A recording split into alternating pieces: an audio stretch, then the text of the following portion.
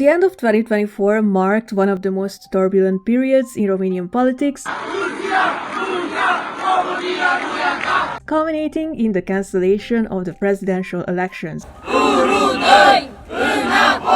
Unfortunately, the authorities did a poor job of clearly explaining what actually happened, and although we finally have a new president now, misinformation continues to circulate about why the Constitutional Court made its controversial decision last year, and of course why far-right conspiracy theorist Călin Georgescu was banned from running in this year's elections. As someone who doesn't automatically trust Romanian authorities, I decided to investigate for myself. I combed through court rulings, legal documents, and intelligence reports, comparing them with publicly available photo and video footage. And based on everything I found, I can confidently say that this was not the work of Soros, USAID, the EU, not even the Illuminati. What happened was the direct result of the reckless and unlawful actions committed by Georgescu and the bizarre group of shady people surrounding him. So let's break down this chaotic story involving illegal propaganda, campaign financing fraud, perjury, the promotion of fascism, and attempts to undermine the constitutional order, which are all allegations backed by evidence from official sources. Hi, I'm Anna, a villager from Transylvania. I usually make videos about the rich culture, history, and architecture of Central and Eastern Europe, and frankly, I'd much rather stick to that. But Romania has been in the midst of a major political crisis for quite some time now, and our state authorities have failed to explain it clearly to the public, and that's why I've taken the time to gather public documents and video evidence showing Georgescu doing exactly what he's been accused of. Disclaimer: the statements in this documentary reflect my honest beliefs based on publicly available information at the time of production. Allegations discussed are made by legal and state authorities and are not intended to defame anyone. All individuals are presumed innocent until proven guilty in a court of law, and I encourage you to cross-examine the evidence I show you here and form your own conclusions. Also, some of the laws related to campaigns and promoting fascism have changed or are in process of changing right now, but in this video I'll be showing you the way they were supposed to be applied during the electoral process of 2024. Plus, I recommend turning on subtitles to help with the Romanian words, names, and my terrible accent. So grab a tea, grab some popcorn, and without further ado, let's dissect this topic. Nu veți ajunge președintele României. Eu vă spun că am ajuns deja. Ce părere aveți de răspunsul ăsta? Am o problemă, nu v-ați luat medicamentele la timp. I was never taught what laws there are. I was never taught what laws there are. Let me repeat, I was not taught the laws for the country I live in. In case you have blissfully forgotten who Călin Georgescu is, and if you did, then I honestly envy you, he was the so-called independent candidate in Romania's 2024 presidential election. Somehow he made it to the second round with a surprising 22.94% of the vote, so you would think that someone with over 2 million votes would be a household name, but no, most people hadn't even heard of him until a few weeks before the election day. How did Călin Georgescu become so popular so fast? Georgescu's campaign used a large, coordinated social media effort, including undeclared influencer endorsements and a tactic called swarming. This method involves fake accounts and spam comments, creating the illusion that everyone supports Georgescu, making it feel risky not to join in. It's especially effective in today's world with people feeling anxious from the pandemic, the Ukraine war, and economic issues. Plus, the government hasn't done enough to ease those fears. So instead of mocking Georgescu's supporters, we should understand that they are not just being misled, they are actually responding to a broken and unresponsive system. During the campaign, Georgescu's team flooded social media with content but mysteriously left out the legally required campaign financing code and declared zero lei in both campaign income and spending to the permanent electoral authority. The Central Electoral Bureau called him out for illegal ads before the first round, but instead of complying, he posted dismissive statements on social media, implying that the law doesn't apply to him. But we'll get to that later. The main point of Georgescu's campaign that captivated people was his anti-system persona. In simple terms, the system refers to a corrupt network of politically connected individuals, many linked to the old communist regime, who have infiltrated all major parties and state institutions to steal public and EU money, cover for each other, and blame outside forces like the EU or Soros for the country's stagnation. These people all like to pretend to be anti-system politicians, even though their past clearly shows they are the toxic, slob sludge at the bottom of the barrel that the system uses as its spit cup. And Georgescu is one of them. In the 90s, Georgescu became Secretary General at the Ministry of Environment under a political party known as PD, reportedly aided by a minister who altered exam scores to help him win the position. In the early 2000s, Georgescu was described as a PSD lobbyist with close ties to former President Ion Iliescu and former Prime Minister Petre Roman, both associated with systemic corruption and the Mineriada case. Now, I know it might seem irrelevant now, but it will click to you why I'm mentioning it in about 75 minutes. The Romanian Mineriada saw thousands of coal miners, reportedly supported by the state authorities and the military, violently suppress anti-government protests under Iliescu's orders, resulting in human rights abuses and deaths of peaceful demonstrators. Anyways, back to Georgescu. He was accused of lobbying for PSD interest and steering funds to PSD-linked mayors through the Federation of Local Authorities, an organization which was criticized as a PSD baron plating. Georgescu was a central figure in government-backed NGOs that, as documented by the press at that time, funneled foreign funds intended for environmental repairs into the pockets of corrupt PSD politicians, revealing the scam-like nature of these organizations. I mean, government-backed NGO, that does sound like a scam. Unsurprisingly, Georgescu's government-backed NGO was also accused of pressuring international organizations, including, yeah, you guessed it, USAID, to funnel money mainly to PSD-affiliated mayors while excluding opposition ones. In June 2003, 3 USAID employees reported that Georgescu insisted on no monitoring of how funds were spent and pushed for $800,000 in funding without clear activities beyond meaningless reports. And by that time, Georgescu has already received $215,000 in non-reimbursable funding from USAID. Yet his supporters say that I'm funded by USAID or Soros, which is ironic because his first NGO in the 90s also collaborated with the Soros Foundation. Yet today he blames the Soros network for everything bad that's ever happening in the world just to manipulate his supporters. Despite these accusations of fund mishandling, Georgescu's career remained unaffected and he was appointed to lead international economic groups at the Ministry of Foreign Affairs. The other thing is that Georgescu criticizes members of the so-called intelligence services and various other authorities for failing the Romanian people, while also completely neglecting to mention that his campaign is actually backed by people who used to be part of the very government institutions that he criticizes, the same groups that are constantly suspected of involvement in corruption. One of Georgescu's associates and campaign promoters was a former head of the Romanian intelligence services Alba County branch who was convicted in 2016 for helping a suspect involved in the theft of farming equipment evade the police. Another supporter is a professor linked to the series who frequently appears at Georgescu's events. Also, former members of the Ministry of National Defense and Ministry of Internal Affairs have actively supported Georgescu by attending his events, organizing campaigns, and even giving speeches and collecting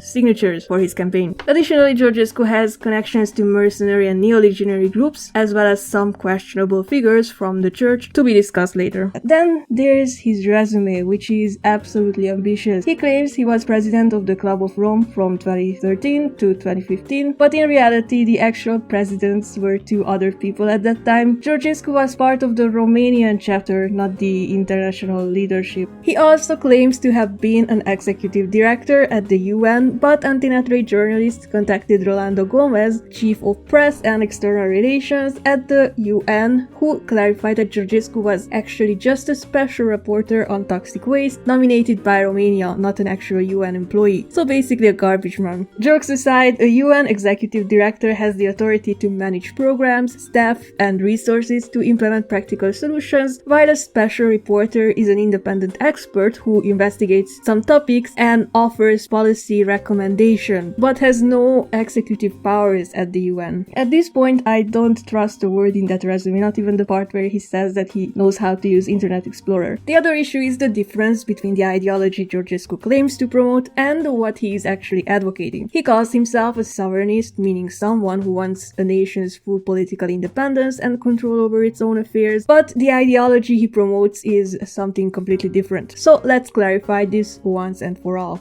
Romania is already a sovereign state, and our sovereignty is guaranteed by our constitution. Having economic and military allies doesn't change that. And what Georgescu is actually promoting is a whole different ideology. According to Daniel Chandru, head of the Institute for the Investigation of Communist Crimes, Georgescu's rhetoric is isolationist. That means closing borders, cozying up to Russia, and rolling the clock back to pre-1989. His messaging is steeped in national communist nostalgia and echoes interwar fascist vibes. It's not freedom-loving patriotism, it's fear-based populism. And ironically, Romania's constitution was literally designed to prevent this kind of regression. As you can see, he has a habit of bending reality, so it's no wonder he's so into conspiracy theories. Oare apa este chiar H2O? Așa cum am fost, hai să zic, instruiți, ca să nu zic dresați, să credem? Păi se văd o moleculă de hidrogen și una de oxigen și o numesc... Eu vă spun că nu e așa. Acolo este informație. De-aia îți vine în pet de plastic, ca să nu mai fie informație. So let's break down the Constitutional Court's ruling and see what led to one of the most bizarre political episodes in Romania's modern history.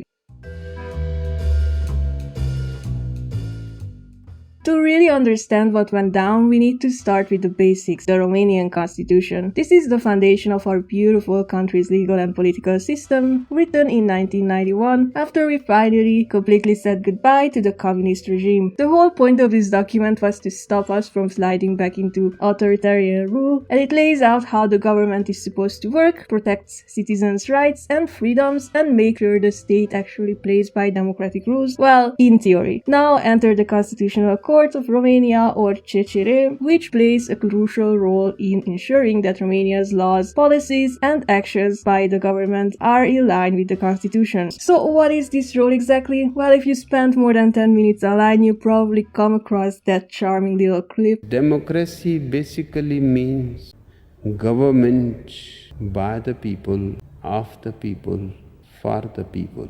But the people are retarded. Well, the not so politically correct interpretation of the Constitutional Court's job is that it protects democracy from the people when the people are retarded. And hey, if you're not a fan of having an independent judicial body making sure politicians can't violate the Constitution, you could always move to a country that doesn't have one, like Belarus, North Korea, or if you're really into chaos, you can go to the United States as well. Now, let me make myself clear. Just because I support the concept of an independent judicial body that ensures all legal actions comply with the Constitution, from parliamentary laws to government decrees and electoral processes, that does not mean that I support the judges of the court. The CSAT has made plenty of questionable rulings over the years, and criticizing them is both valid and necessary whenever they make mistakes. So let's take a look at what the court actually said about Georgescu. After Călin Georgescu's unexpected win in the first round, 2 legal challenges were filed to all the results, but at that time the court rejected them because there just wasn't enough proof of manipulation yet. Then boom, on the 4th of December, just 4 days before the second round, the Supreme Council of National Defense dropped a bombshell. Several investigation reports were declassified, revealing serious allegations of campaign financing fraud and voter manipulation. That was the final straw. The court invalidated the first round results and cancelled the second round altogether. So what does the official decision published on the 6th of December actually say? Well, first off, they remind us that the court exists to make sure elections are fair and free and to intervene when there's fraud, abuse, or shady behavior that could undermine democratic values. It also throws in some heavy constitutional reminders about how Romania's legal system is supposed to protect human dignity, civil rights, justice, and political pluralism. All of it is rooted in the spirit of the 1989 revolution. They also mentioned the Karacsony versus Others versus Hungary case from 2016, where the European Court of Human Rights said Hungary violated the free speech rights of opposition politicians who were fined for peaceful protests in parliament. The court said the fines were too harsh and that the politicians didn't have a proper way to challenge them, breaking the rules of the European Convention on Human Rights. This case is often brought up in legal documents across EU countries because it set important rules for protecting political speech, fair treatment, government and the right to appeal. Now here's where things start heating up. Paragraph 5 of the decision explains that once the Supreme Council of National Defense declassified several reports, the court realized that the entire election had been, how do I put this delicately? That is one big pile of shit.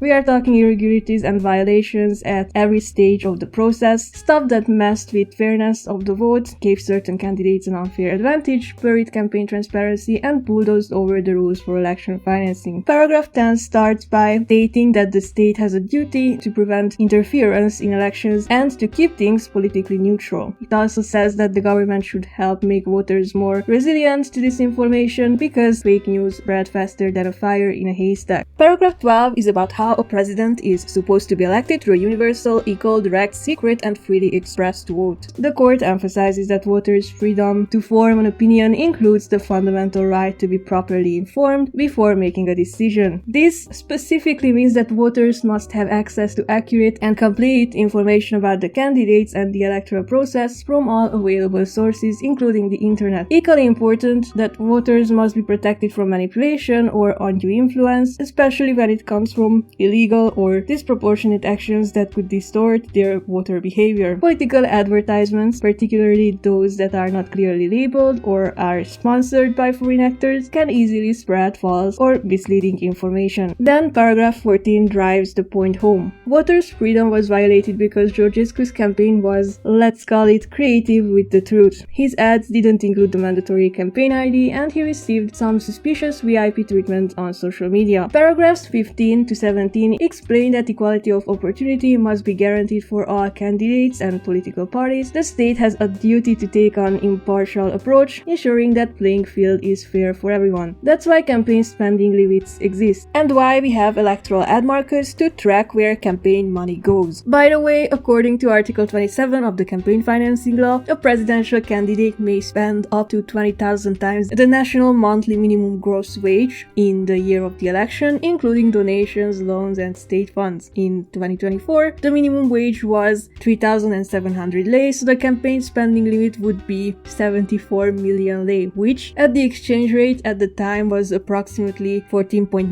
million euros. So keep that number in mind, 14.9 million euros. It's also becoming increasingly important to look at how candidates use tools like social media, artificial intelligence, and other new technologies in their campaigns, especially when it comes to financing. Now, in Georgescu's case, his massive online presence completely overwhelmed the digital space, making it nearly impossible for other candidates to compete. Paragraph 18 drops the bombshell that the documents declassified by the former president on the 4th of December revealed clear evidence of campaign financing fraud. One of the candidates, guess who, violated electoral law. According to the AEP, or Permanent Electoral Authority, Georgescu reported spending exactly zero on his campaign. However, reports from the Ministry of Internal Affairs and the Romanian Intelligence Service tell a different story, raising eyebrows about his campaign's financial practices and potential campaign finance violations. But we will get into the full details of the evidence in the next segments. But for now, it's clear that the discrepancy between Georgescu's claims and the authorities' findings makes this a point worth investigating further, as the contradiction raises serious questions about whether the election was fair or even legal. Paragraph 19 brings it all together. In light of these violations, the Constitutional Court decided to cancel the entire electoral process. And why did they do that? Well, they made this decision to protect citizens' rights to vote and to be elected, and to ensure that Romania remains a democratic country with a strong rule of law. Now, I know it's kind of funny to hear Romania and strong rule of law in the same sentence, but you get the point. In short, reports provided by the Supreme Council of National Defense showed that Georgescu's ads were not marked as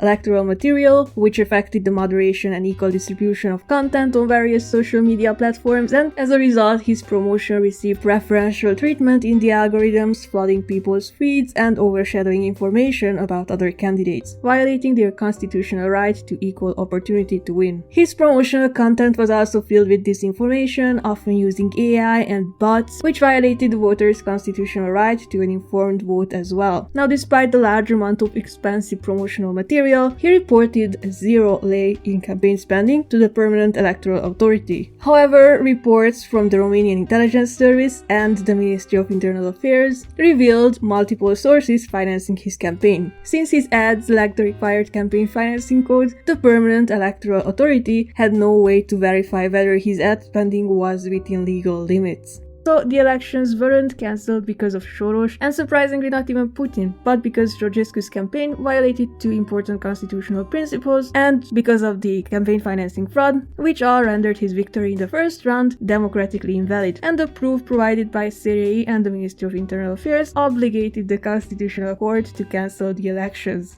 Of course, many people have criticized the court's decision. For example, a judge from the Ploiești Court of Appeal tried to cancel the Constitutional Court's decision to annul the elections, even though the Constitutional Court is the highest authority in this matter and has the final say, so that judge's ruling didn't have any effect. Also, some Georgescu supporters flooded my channel with comments saying that Georgescu's lawyers asked the Venice Commission to review the case and that they ruled that the election cancellation was illegal. But that's completely untrue. Actually, the president of the Parliamentary Assembly of the Council of Europe requested a report from the Venice Commission to analyze when constitutional courts can legally annul elections, using Romania as an example. The Venice Commission's role was not to examine the specific facts of the Romanian case, but to provide a general analysis of such situations. And their report is publicly available online, and I honestly encourage you to verify the information. But if you didn't do it, it's 20 pages long, so I can't judge anyone for not reading it. But the key conclusion is that the Constitutional Court can in fact annul election results if the state law permits it and if there is evidence of irregularities like campaign finance fraud or voter manipulation that compromises fairness. However, the Commission noted it was unusual that the Romanian Constitutional Court initially validated the election results but then reversed its decision 4 days later on its own initiative. Although by Romanian law the court has the right to act this way, it should only do so in extreme cases with proof that the irregularities affected the results, which in this case was supported by reports from the Romanian Intelligence Service and Ministry of Internal Affairs. Despite my general hate against the Constitutional Court's judges, in this specific case, surprisingly, they weren't the ones to blame for the problematic outcome. Because if you look at the timeline, you can see that on the 24th of November, Georgescu won the first round of the presidential election. On the 28th, the Supreme Council of National Defense learned that the Romanian Intelligence Service and Ministry of Internal Affairs had proved that both the presidential and parliamentary elections were compromised, but this information was kept secret at that time. Then on the 1st of December, the parliamentary elections proceeded. On the 2nd of December, the Constitutional Court validated the first round results of the presidential elections, confirming Georgescu's advancement to the second round. After former President Klaus Iohannis declassified the evidence on the 4th, then the court cancelled the election on the 6th. So yeah, obviously it's not a good look for Georgescu, but honestly it doesn't reflect well on Iohannis or the CSAT either. So now let's talk about what those declassified documents actually said.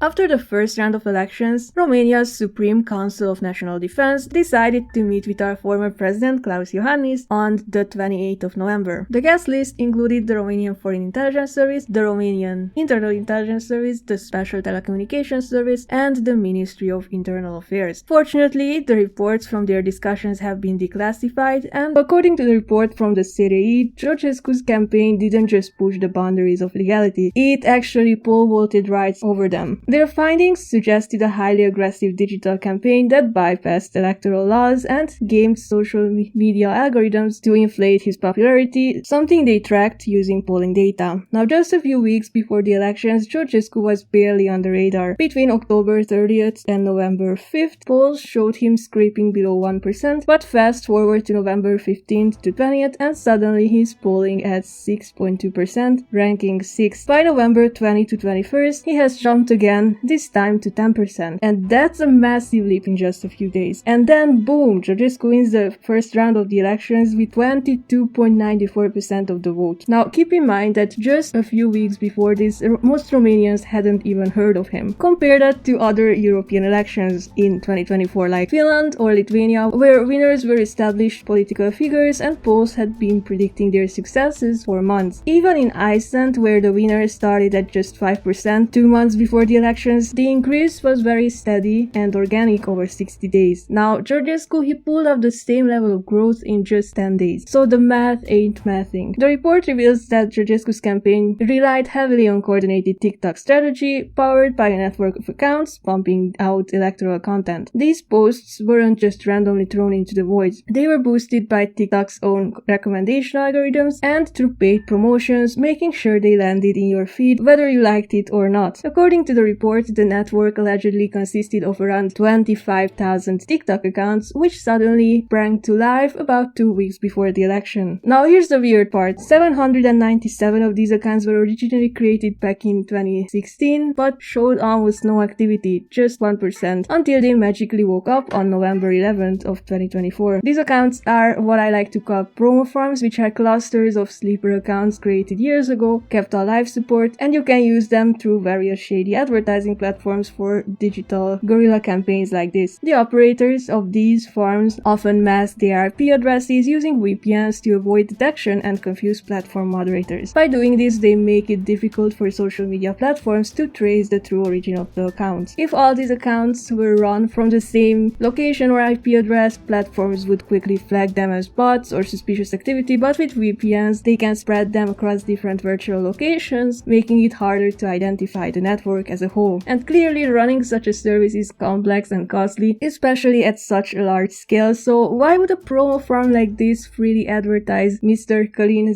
Georgescu? Is it possible that someone actually paid for it on his behalf? The report also claims that this whole operation was coordinated through a Telegram channel called Propagator, Romanian reviewer, and members of the channel were reportedly given very specific posting instructions down to emojis to hack TikTok's algorithm. Now, if I understand this correctly, the way it works is that if you leave comments in a specific format on different videos and someone likes one of your comments, the recommendation algorithm will start showing them other videos with similar types of comments. And that's exactly why I had to tighten my comment moderation tools. There were bot accounts trying to drag my viewers into a propaganda echo chamber. TikTok's own data from November 28, 2024 showed that 76 accounts were fully dedicated to promoting Georgescu and absolutely nothing else. Over 1,100 TikTok accounts had videos with the hashtag CG11, and 157 of those accounts were created after the Telegram channel launch. And here's the kicker. 23% of the comments using this coordinated tactic came from Georgescu's official account. Must be coincidence, right? Now, TikTok apparently flagged a network of accounts tied to Sputnik, a Russian propaganda outlet using the same tactics to target users in both Romania and Moldova. Do you know Sputnik, the Russian government-owned news agency known for spreading false and misleading content through paid advertisements and deliberate disinformation? The Moldovan government shut down the Romanian language branch of Sputnik because they are very serious about stopping Russian propaganda. However, with the help of the Wayback Machine, we can see that Sputnik has been writing about Georgescu since 2016, promoting him as the future Prime Minister of Romania. Sputnik published numerous articles portraying Georgescu as a renowned economist and Romania's hopeful leader. Things get stranger when we look at some of Sputnik's Romanian collaborators like Georgiana Arsten and Bogdan Peschir.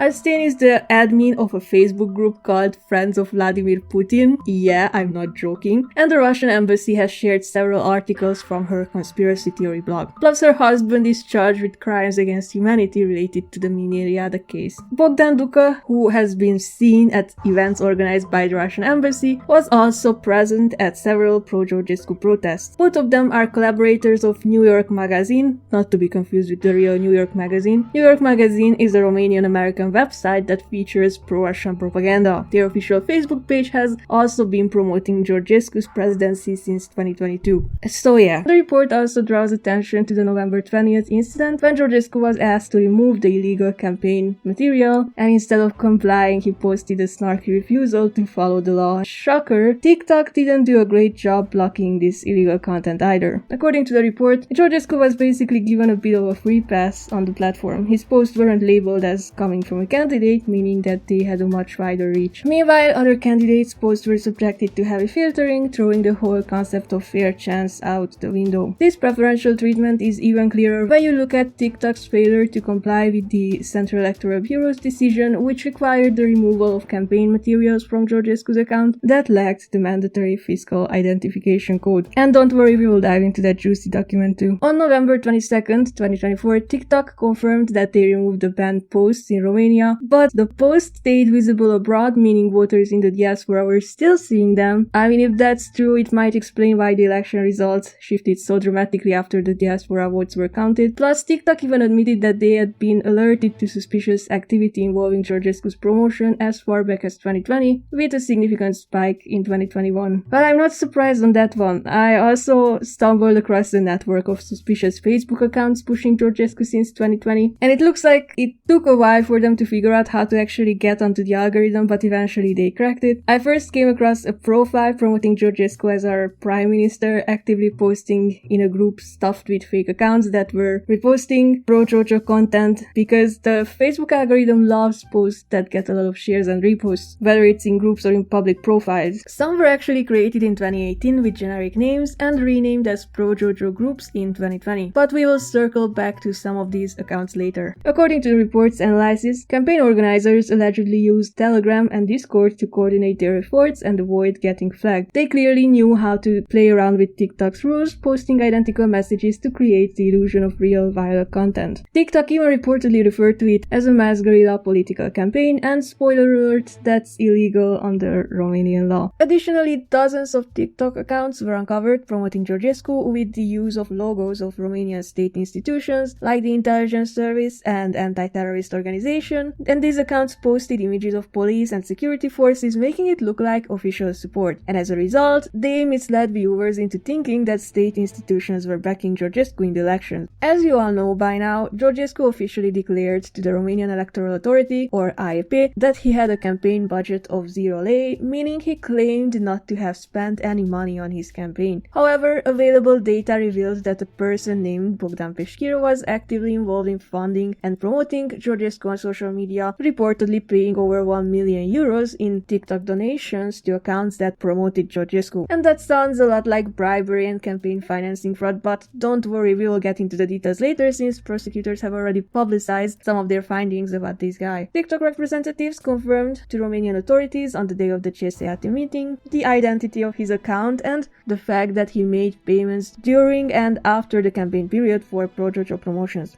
This violates both TikTok's policies and Romanian election laws. Additionally, TikTok influencers promoting Georgescu were paid through the Fame Up platform, which I have a wide story about soon, used for monetizing online promotion. Influencers were also contacted via email by a South African company called FA Agency, offering 1,000 euros for sharing a pre-made video supporting Georgescu. Now, fun fact, investigative journalists claim that this FA Agency actually is a front company managed by the Polish branch of Gambling Media Group, which specializes in social media marketing for online casinos. So yeah, at this point we know there are 3 sources paying people to promote Călin Georgescu: Bogdan Peschir, someone through Fame Up, and someone through FA Agency, and there's more to come. The rising visibility of this content directly correlates to Georgescu's surge in the polls, which wouldn't be a problem if these ads included the campaign financing ID and if payments were reported to AEP so they can make sure the campaign spending stayed within the legal limits. But if they weren't, well, that's what you might call campaign financing fraud, and that can make someone's electoral victory constitutionally invalid. But wait,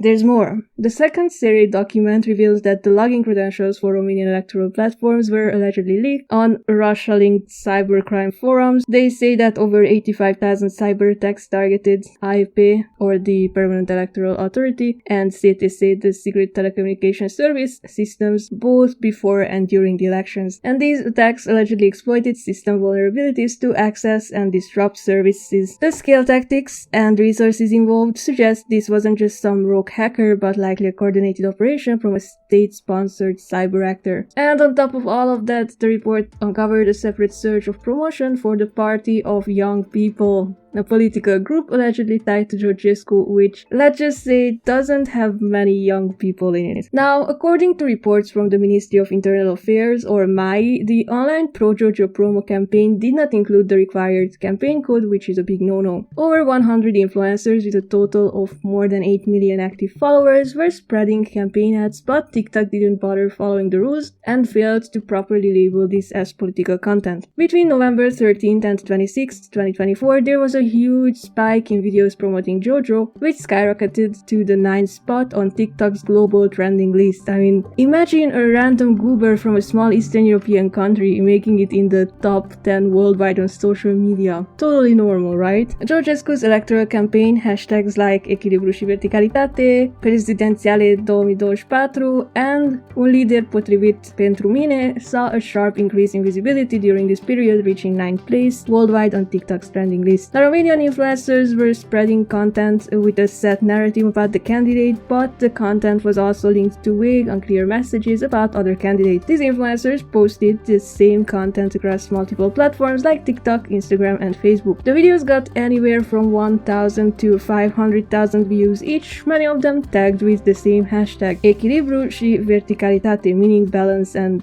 verticality or integrity. Now, here's a funny piece of lore that we discovered later in December thanks to an investigative journalist group called Snoop. Shout out to them. The National Liberal Party, or PNL, claimed to have launched a voter awareness campaign aimed at promoting liberal, pro-European and anti-extremist values, particularly targeting youth on TikTok, without endorsing any specific candidates. But some speculate they were just trying to promote their own candidate while bypassing some campaign regulations by promoting him without actually naming him. Anyway, the campaign was designed to encourage responsible voting and highlight reasonable presidential leadership traits using the hashtag Echilibru și seriozitate, meaning balance and seriousness. However, somewhere along the way the campaign was altered and changed to Echilibru și vericalitate, with content adapted to reflect traits that closely aligned with Călin Georgescu's public image. The campaign inadvertently turned into a covered promotion for Georgio without being labeled as political advertising, which violated transparency regulations. So fake accounts began spamming these videos with promotional comments about Georgescu, completely hijacking this expensive, supposedly neutral PNL campaign and turning it into a pro-Georgio campaign. Now this led to investigations by ANAF, raising concerns about the misuse of public funds and potential manipulation of the electoral process. So Echilibru și verticalitate, more like crimă și pedeapsă. I honestly recommend reading the report on the Snoop's website, but that's just a small piece of this clusterfuck, because the whole campaign itself was massive, and the report states that when they analyzed Georgescu's promotional content, they noticed that some of the messages used to promote him was almost identical to the content pushing the pro-Russian candidate during the Moldovan elections, often using the same exact text. I noticed the same kind of material all over the internet during the Georgian parliamentary elections too, which ended in the victory of a pro-Russian party and triggered massive protests across the country. They also highlight that the comment section of political videos across multiple platforms were spammed with pro-Georgio promo, many of them made by fake accounts. Now here's where the word swarming comes in. Swarming is a tactic created by psychology experts that uses fake accounts to make something more popular than it actually is, and it plays on our instinct to follow the crowd. There's a sad video of a woman crying, confused about why so few people showed up to a pro-Georgio protest, even though it seemed like tons of people were supporting it online.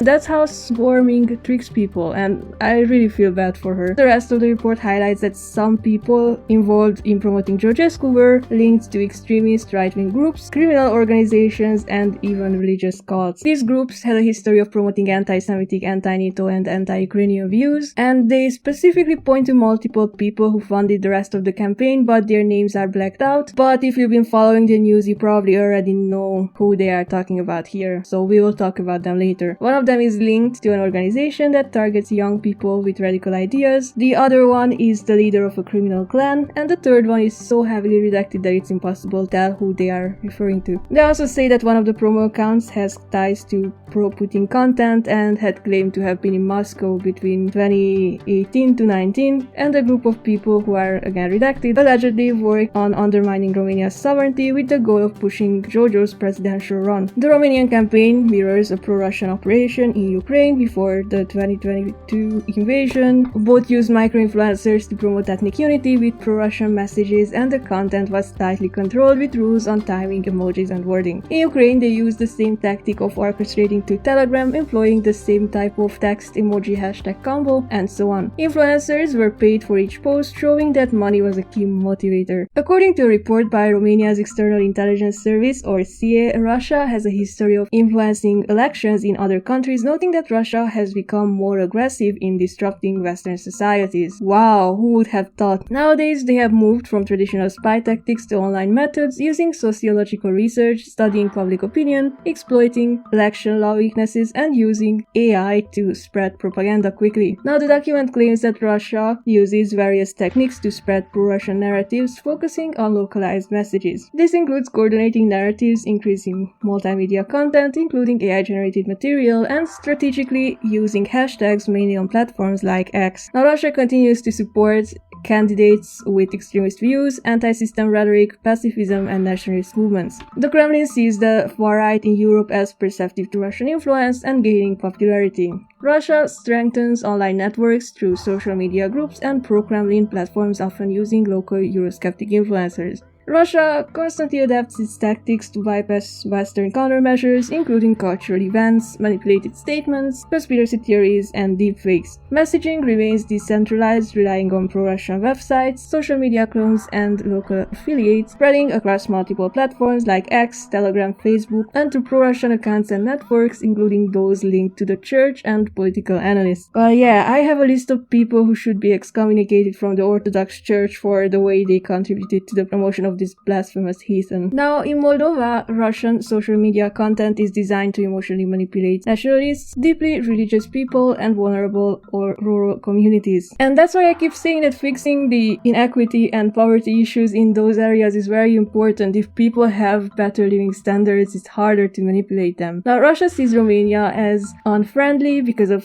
our ties to NATO and unlawful Moldova, and CA data shows they have adopted active deterrence policies against Romania, using disinformation, pushing Eurosceptic politicians, and fueling hate towards Ukraine and the Romanian state. I mean, they didn't have to try too hard. Many of us are already angry at the Romanian state. So let's sum up what CA is implying here. Russia sees Romania as a threat because of our ties to NATO and the EU and Ukraine and Moldova. Therefore, an anti-EU, anti-NATO, anti-Ukraine government here would be a win for them. Russia also has a history of promoting Eurosceptic, anti-Ukraine, anti-NATO, ultranationalist far-right politicians across Europe, using manipulative social media tactics with emotionally charged imagery, AI-manipulated content, and psychological tricks to target vulnerable groups. And now, a Eurosceptic, anti-Ukrainian, anti-NATO, anti-system ultranationalist far-right politician wins the first round of elections, seemingly with the help of the same manipulative social media tactics, emotionally charged imagery, AI-manipulated videos, and psychological tricks targeting vulnerable groups. Now, I feel like this report is very vague and circumstantial, and it's very easy to jump to conclusions when the guy has a history of saying stuff like this. Se schimbă lumea, se vor schimba frontiere.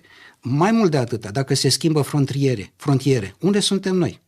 Deci avem Bucovina de Nord, interes, avem Bugeacu, avem Maramureșul de Nord, corect, din fosta, cum se chema, Transcarpatia, cea mai rămâne și pe la unguri, Livovu, care o să rămână la polonezi, și Malorusia, care sigur. Dumneavoastră pariați pe o împărțire? 100%. Imagine if a Hungarian or a Bulgarian politician said this about Romania. Sigur? 100% va fi asta. Păi n-au altfel cum. Nu există. Drumul este inevitabil către așa ceva. Războiul din istoria Ucrainei au fost întotdeauna orgoliu. Ucraina este un stat inventat. Nu, care ruși? Republica Sovietică Socialistă Ucraina. Despre asta vorbim. Care este un stat inventat. Nu există puncte. Șansa României este înțelepciunea rusească. În Donbassul existent astăzi, 80% de acolo sunt ruși și Rusia nu este o țară lașă și sigur își va proteja compatrioții. Imagine if someone said this about Hungarians in Transylvania. You wouldn't like that, would you? So let's stop discussing other people's borders, okay? That's how wars get started. Romania recognized Ukraine's borders in a treaty signed in 1997, so let's keep things that way. Vladimir Putin este un lider. Credeți că în momentul de față... E printre puțini lideri. Înțeleg că are ceva mai mult decât ceilalți în această analiză pe care o faceți? Are. Își iubește țara. Indiferent prin ce mijloace? Indiferent prin ce mijloace. Not to mention that in 2014, Călin Georgescu said in an interview that he knows Alexander Dugin, the person known as Putin's brain. Categoric îl cunosc pe Alexander Dugin, care este un tip, într-adevăr, foarte bine structurat intelectual. Dugin has also been promoting Georgescu and made statements implying that Romania should be part of Russia. Больше, если, дай бог, победит этот замечательный патриотический кандидат Călin Georgescu, то на самом деле идти будет некуда Молдове. То есть там, если они пойдут в Румынию, то они окажутся быстрее в каком-нибудь союзном с нами блоке. Still, given the vagueness of these reports and the fact that all evidence tying Georgescu to Russian propaganda is more or less circumstantial, I will focus less on Russian involvement and instead concentrate on the campaign financing fraud and other serious charges against Georgescu.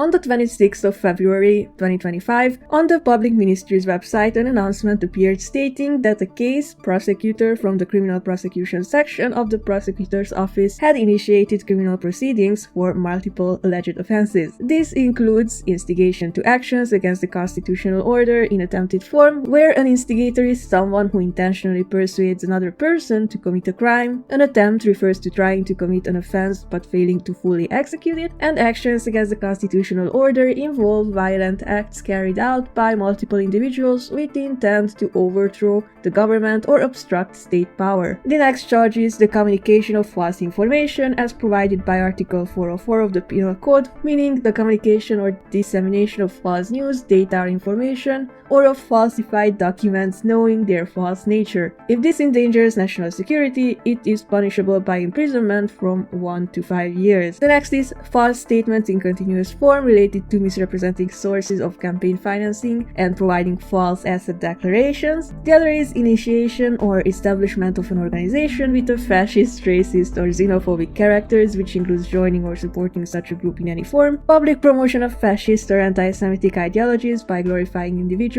guilty of genocide, crimes against humanity, and war crimes, as well as promoting fascist, legionary, racist, and xenophobic doctrines in public. And the last charge is initiation or establishment of an organization with an anti-Semitic character, which is similar to the previous charge, but specifically targets anti-Semitic groups. Now guess who was detained on that day when this announcement appeared? Yikes. Now I'm not 100% sure if the communication of false information refers to the campaign financing or something else, because you know Georgescu says a lot of things which are probably false all the time. Gândiți-vă că Lucian Blaga este unul din principalii interziși în România. Unde e interzis Blaga? Că se predă în școli. Lucian Blaga. Dacă dumneavoastră îmi demonstrați că este predat în școli... I won't focus on that charge because I don't know what they are referring to, but we can group the rest of the charges in three main categories: election financing violations, threats against the constitutional order, and promotion of fascist ideologies. But keep in mind, everyone is innocent until proven guilty in a court of law. We are just reading some documents here, looking at some evidence, watching a few videos of Georgescu trying to intimidate judges and throwing Nazi salutes, and so on. But at the end of the day, it's up to the court to decide whether he's guilty or not. Now we can review official documents from various authorities, so buckle up, there's a lot to go through.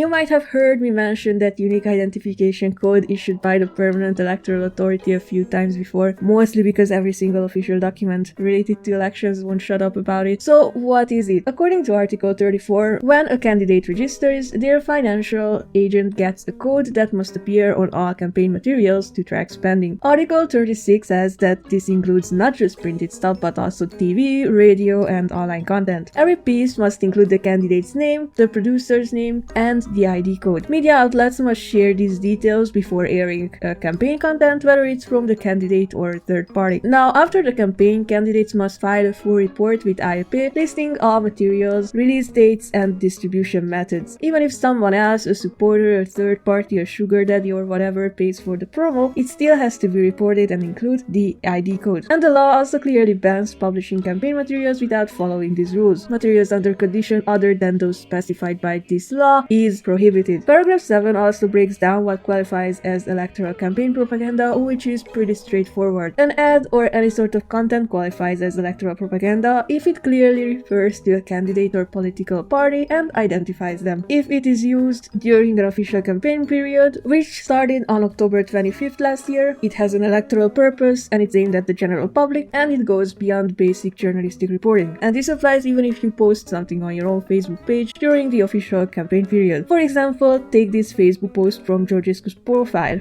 It contains his name, it was posted during the campaign period, it addresses the public, literally saying Călin Georgescu for president, and it goes beyond just reporting an event because it has that whole promo banner. This should contain the code to be a legal campaign material. So, where is it? And as a video editor, don't even try to tell me that there was no money spent on this. These videos are pretty well shot and very cleanly edited. I highly doubt Georgescu filmed and cut them himself, especially considering his resume says his top IT skill is using Internet Explorer. On November 20th, the Central Electoral Bureau released a document about Georgescu's online campaign, and it's wild. Someone with a redacted name complained to the Ilfov County Electoral Bureau alleging that Georgescu was posting campaign content without the ID code required by Article 19, Paragraph 7 of the official campaign financing guide. That guide, issued by the IEP, clearly says that even online content must include this code. But the Ilfov Bureau seemingly dismissed the complaint, wrongly claiming that the rule only applies to printed material. What?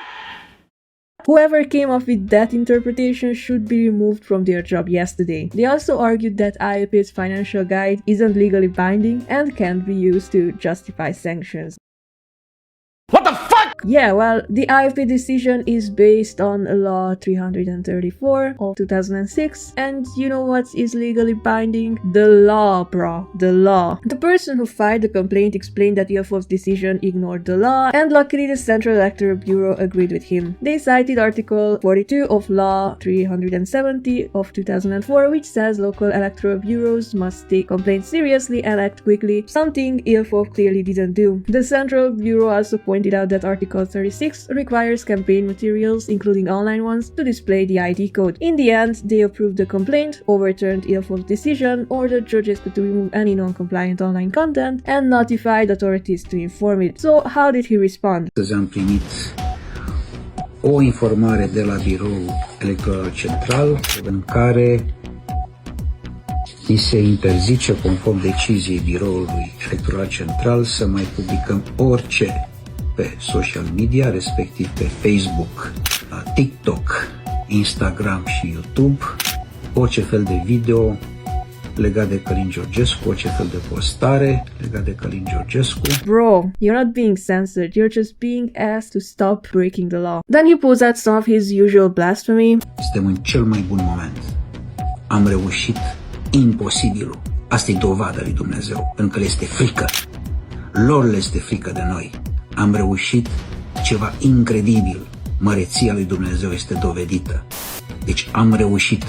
Nu vă pierdeți cu firea. Suntem uniți, suntem curajoși, suntem puternici, iar biruința va fi a lui Iisus Hristos. Mergem până la capăt. Bro, do you know what the Bible says about people who say stuff like their victory belongs to Jesus Christ?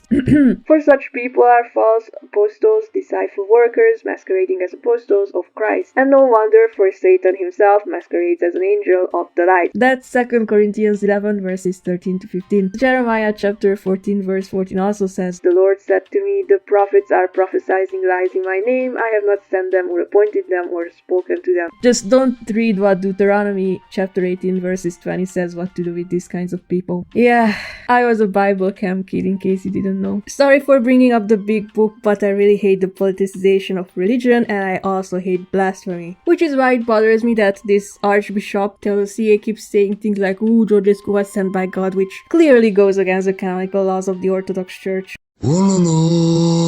But don't worry, this guy will show up again in the segment about the promotion of fascism later in the video. Anyways, he wasn't done with the video, he followed up with a now infamous post, and it's kinda hilarious. The Romanian people are not just a number, they want to block us online too. No, they just want you to follow election laws. Following a complaint to page 25 info by a private individual regarding alleged violations of financial mandate code regulations, I want to clarify the following. Page 25 info ruled the complaint as unfounded around it, stating that I do not engage in electoral promotion nor have any paid promotion. Yeah, but the Central Electoral Bureau already explained why they were wrong, so let's not ignore that. He also says, I want to emphasize that my account balance is RON as of November 21st, 2024, bank statements attached to this post. All my supporters have been advised not to violate the law. My campaign is strictly supported by the Romanian people, with individuals voluntarily creating and posting materials online. Now, even if that was true, you are still posting campaign materials yourself without any codes or labels. No propaganda has been conducted beyond what other candidates have done online, posting messages directed at supporters and receiving support posts from individuals. If we were to apply this regulation uniformly, candidates such as George Simion, Elena Lasconi, Cristian Diaconescu, and Cristian Terhes would also be affected, evidence attached. Now let's check out these examples. Keep in mind that the campaign period started on October 25th. Most of what he lists here was posted before the election campaign period. This post from Ciucă is actually from September 15th and it promotes his book, not his campaign. Shockingly, there is no law broken there. And this post by George Simion shows him challenging other candidates to a debate, which is ironic. These posts have aged like milk. He is not addressing voters directly, which according to the campaign regulations at that time wasn't technically considered campaign propaganda. And the bottom line is none of these breaks the law. And honestly, it's wild that he couldn't find a single solid example because other candidates have broken rules and definitely should be investigated too. The difference is that they did not do it as blatantly as Georgescu. He also complains others didn't include the financial code in posts or live streams and says that rules should apply to everyone, and when it comes to actual campaign material, I agree, but the examples he showed were not campaign propaganda. Since my account balance is zero, nothing is financed, and thus nothing can be reimbursed, rendering the financial regulations and election funding rules meaningless in this case. Ah yes, since my fridge is empty, no meals are being prepared and therefore no dietary rules can be applied, rendering nutritional guidelines irrelevant in this context. Flawless logic from the supposed president of the Club of Rome. Next, Georgescu also complains it's unfair that financial codes are required online but not on radio or TV, but as we already read in the law for actual promo materials, it is required, but debates and interviews aren't propaganda, they are just journalism. And this is my favorite quote. From the beginning of my campaign, I publicly stated that I will not accept being identified by a code as long as my name is Călin Georgescu. So, you just admitted at the beginning of your campaign that you were planning to break election laws, and then he says, the fact that there is no promotion, sponsorship or reimbursement of any funds makes this decision invalid and nothing more than an intimidation attempt against me and the Romanian people. He follows it up with this gem. My supporters and I will not be affected by this decision. Wait a second. Are you just saying that you are not affected by the decision from the Central Electoral Bureau asking you to stop breaking electoral law? And of course he says, nor will we play the victim as the media suggests. Okay, sure. Then, over the next 24 hours, he posts not one, not two, but 9 ads without any codes. With that said, if any of you ever decide to break the law, please post about it online so I can have a good laugh about it. Now, Georgescu didn't just claim online that he spent nothing on his campaign, he officially reported it. On the 10th of December 2024, the Permanent Electoral Authority, or AEP, released a press statement saying all 14 presidential candidates had submitted their income and expense reports by the 9th of December deadline as required by law. These reports were required to include declarations as per Article 28, Paragraph 13 of Law blah blah blah on political party and electoral campaign financing. The following details the income and expenses reported by the competitors in the 2024 presidential election. Now we can see here an embarrassing amount spent by PSD and PNL to not even make it to the second round, which is a historic moment in our country. And honestly, I want PNL and Ciucă to be investigated and receive the same kind of scrutiny for their bizarre campaign or whatever they were trying to do there. And then we have Călin Georgescu. Guess what Călin Georgescu reported? Revenue declared, 0. Expenses declared, 0. Then they say that under Romanian law, specifically Article 42, Paragraph 1 of this law, the Permanent Electoral Authority, or AEP, has the official power to check and ensure the political parties, alliances and independent candidates are following the legal rules related to where the money comes from, where they spend it, and whether their campaign financing is done legally. Now, here's this file with a detailed report of electoral revenues and expenditures for Georgio, which is again 0 lei. And here's a detailed report of how much promo material was produced for him, and for every category he claims 0. Bro, if you lie, at least make up a believable lie. Like, what the fuck is wrong with you? What about all the printed flyers? And what about all the Telegram groups organizing promos that were exposed by the secret services? And what about the other Telegram groups organizing online promos exposed by different journalists? And what about the people offering to pay for posts? Yeah, that's a good question, so let's talk about them.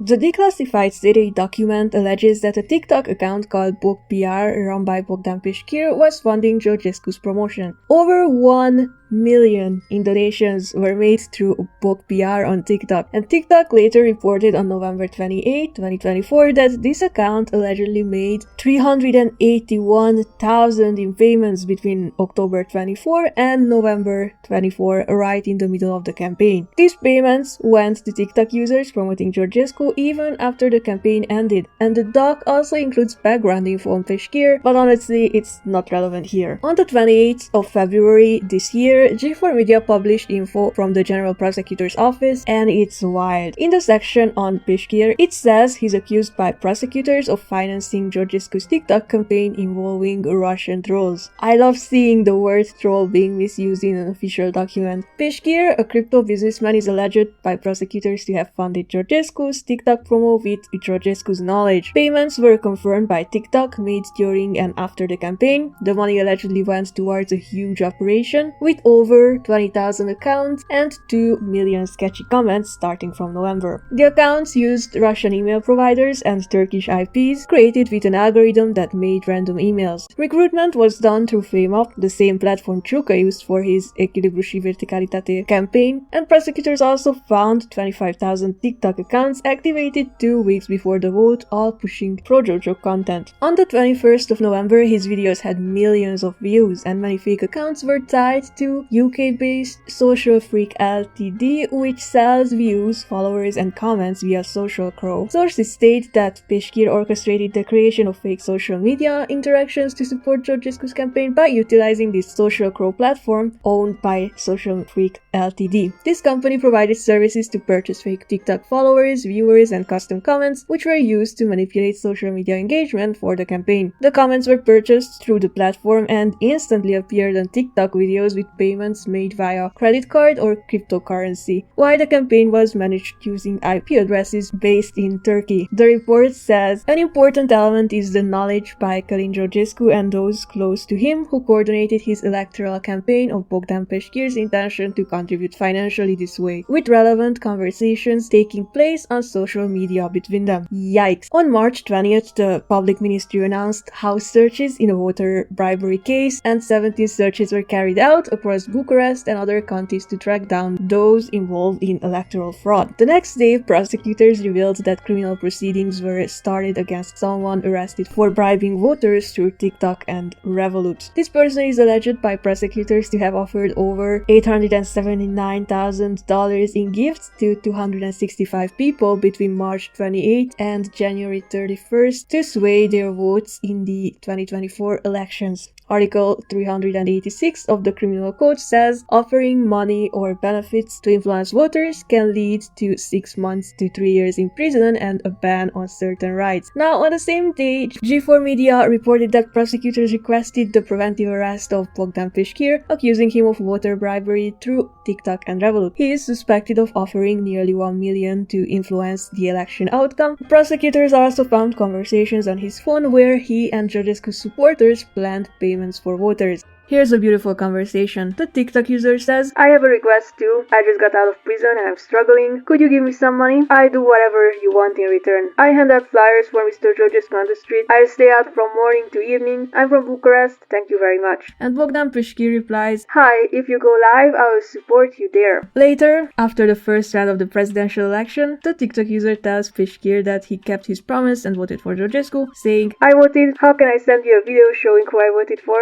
And Peschir replies with, "Don't send it to me." A TikTok user says, "I just wanted to show you that I kept my promise." High quality supporters over there. Now, depending on why he was in prison, if it was something like robbing a grocery store to feed his 9 starving children, then yeah, I'm sorry for mocking him, but if it was a violent crime or embezzlement or tax evasion or something like that, yikes dude. He wasn't the only person involved. One key figure in this case is Horatiu Potra, who became infamous after being arrested in December right after the cancelled elections. He was headed to the capital with a group of friends and a bunch of weapons. Yeah, that really happened. Originally, Georgescu claimed not to know Potra, but had to backtrack when photos of them together surfaced. Apropo de faptul că la mine în emisiune ați spus, eu v-am întrebat dacă îl cunoașteți pe Horatiu Potra și în prima fază mi-ați spus că da, apoi și când au apărut fotografiile... Și am spus că, prima dată am spus că nu.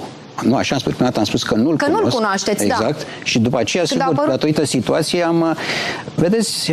Dar puteți să explicați, pentru că, repet, acum câteva zile am fost înjurată de mamă, pentru că în emisiunea mea ați spus aceste lucruri și au apărut acele mesaje între dumneavoastră și domnul Potra și poate lămuriți și povestea cu mașina care apare în acele mesaje. Da, sigur, e o chestiune absolut total minoră, dar ideea este așa, evident, în primul rând, la solicitarea lui expresă, acum ceva timp, evident că nu puteam, așa am spus, pentru și protecția lui și special protecția mea, nu puteam să vorbim și la emisiunea dumneavoastră a doua oară cel puțin, știți foarte bine, un om, cred că era un general din sistem, a spus foarte clar că așa și trebuia procedat, că așa vorbești tu de siguranța unui om și a unei situații într-o campanie, nu foarte simplă.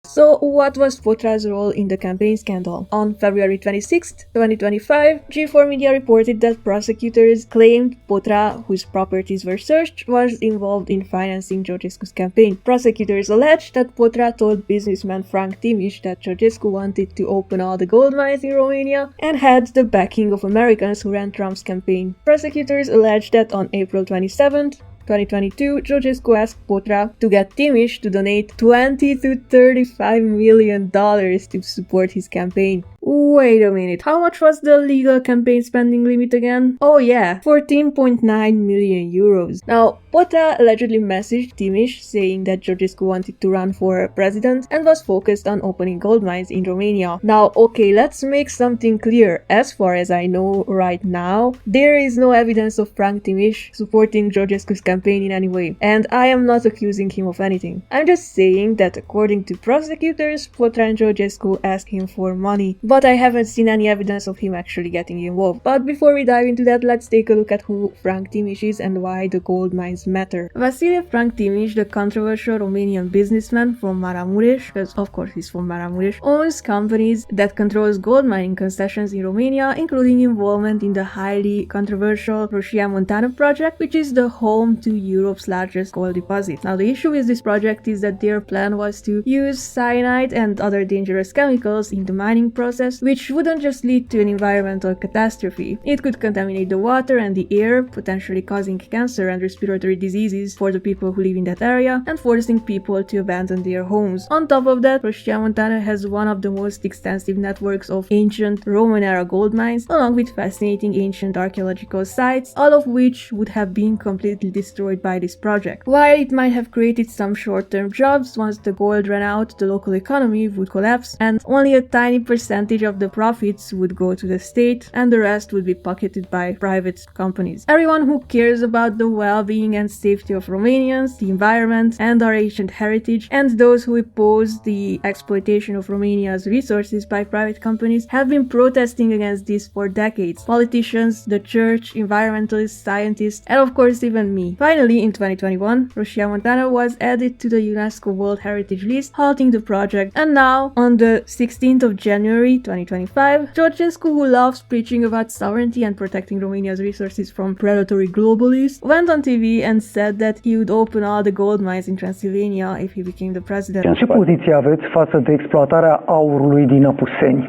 Proiectul Rosia Montana, spre exemplu, nu acel proiect, dar despre exploatarea aurului din Apuseni? Da. Eu vă spun foarte clar. Vă rog. Cu mine ca președinte, minele se deschid în secunda 0. Minele de? Toate minele. Și de cărbun și de aur? Toate minele. Tot. toți. Prosecutors' documents show that Potra sent this lovely message to Frank Timiș in 2022. Greetings, Mr. Frank. I hope you're in good health. Mr. Călin Georgescu contacted me. He was part of the club in Rome with Isărescu and was the environmental director at the UN. He wants to run for the presidency of Romania in 2024 and is looking for sponsors to support him. He said if he wins, he plans to reopen all the mines in Romania, especially the gold ones. He mentioned he already has support from Americans who campaigned for Trump and for those who negotiated the UK's exit from the EU. Do you mean the Russians? Now, personally, I don't believe any of these claims, but if this is true, it just gives more reasons why Georgescu's candidacy is unconstitutional. And then he continues. He asked me if I could talk to you about offering some support. When he told me that he needs 20 to 35 million for his campaign, I took the liberty of telling him that Mr. Frank has mining elephants in Africa and doesn't really want to get involved in Romania anymore. That's what you said once, referring to the mines in Africa, elephants, compared to the mines in Romania. I think he contacted me because a former Legion colleague who knows I work for you and is close to him took care of his children, and Mr. Georgescu said he can negotiate anything with you because only with people like you can Romanian economy be brought back to life. Hardworking, smart, faithful, patriotic people, not globalist servants. Respect, Horatiu. Now, of course, we all know that all independent journalists are paid by Soros, the Illuminati, and the lizard people to spread lies and make frogs gay, so maybe this message isn't even real. But on the same day G4 Media published this article, Potra went on live television and confirmed that this message was real. Fost un mesaj, am discutat, domne, uite, se poate, dacă se poate să se susțină pe cineva, s-a refuzat. Domnul Frank a spus, nu, domne, nu am bani, nu am... Încă o dată, haideți să lămurim. Deci discuția a fost acum 4 ani? Da, acum 4 ani a fost discuția. Deci în anul 2021? Da, în 2021 a fost discuția. Păi în legătură cu ce campanie? Păi stați puțin, despre ce campanie era vorba atunci? De ce campanie? Era vorba de o discuție, de o candidatură la prezidenție. Care e problema? The law, bro, that's the problem, the law. Now, if I had a leu for every time someone this year admitted on live television that they did something borderline treacherous and unconstitutional, I could buy a cheese pretzel at Panemar. 2 days after the live TV confirmation, G4 Media released more info from the General Prosecutor's Office about Potra, and prosecutors alleged that Georgescu received undeclared cash payments from him during his 2024 campaign. Shocking, right? He also got a car worth over 100k euros and 10,000 in cash from Potra's employees last June, and this is a problem because Călin Georgescu publicly claimed that he earned and spent 0 lei through his campaign, although prosecutors allege otherwise. Prosecutors allege that Potra and his goonies met with Georgescu repeatedly from May to November 2024, including during the campaign period, handing over large sums of money. And that's just the start. Potra faces even more serious charges.